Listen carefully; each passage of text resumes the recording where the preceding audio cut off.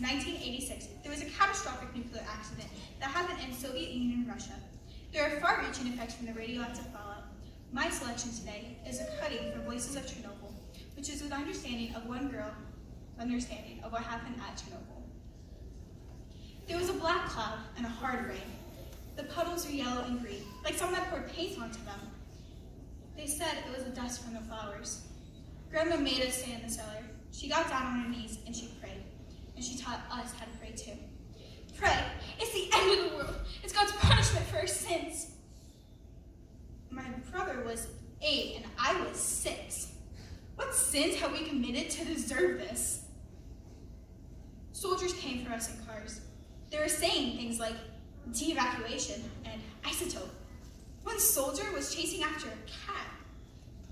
The dosimeter was working on the cat like an automatic. A boy and a girl were chasing the cat too. The boy was all right, but the girl just kept crying.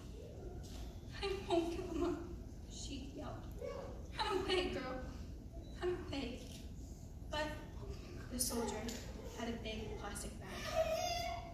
They came for my father at night. I didn't hear how he was packed. I was asleep. In the morning, I saw my mother. She was crying. She said, Papa's in Chernobyl now. We waited for him like he was out for war. He came back, and he started going to the factory again, but he didn't tell us anything of what happened at Chernobyl. I bragged to everyone at my school that my father came back from Chernobyl, and that he was a liquidator. And the liquidators were the ones to clean up after the accident. They were heroes. All the boys in my class were so jealous of me. A year later, he got sick. We walked around the hospital courtyard. This was after his second operation, and that was the first time he told me anything of what happened at Chernobyl. They worked pretty close to the reactor. It was quiet, peaceful, and pretty, he said. And as they were working, things were happening. The gardens were blooming, but for who? Everyone had left the village. They had cleaned the things that they needed to leave behind. They took off the topsoil that was contaminated, and they washed off the roots. But everything would be clicking on the dosimeter again, so it was pointless. In parting, they shook our hands and gave us certificates of gratitude for our self-sacrifice.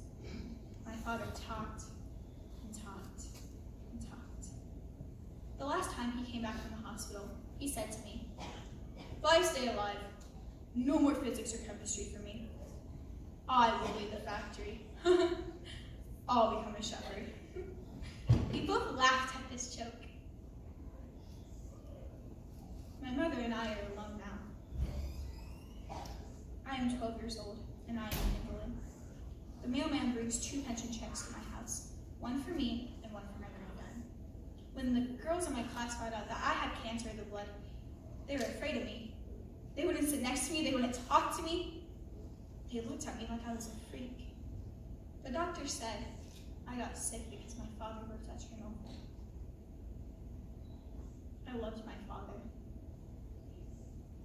I used to write poems. In 5th grade, I was in love with this boy. He was teaching me new things. The last thing that he taught me, I was in 7th grade. He taught me about death. I have a friend, Audrey. They did 2 operations on him, and then they sent him home. 6 months later, he was supposed to get a 3rd operation. He was so excited for it.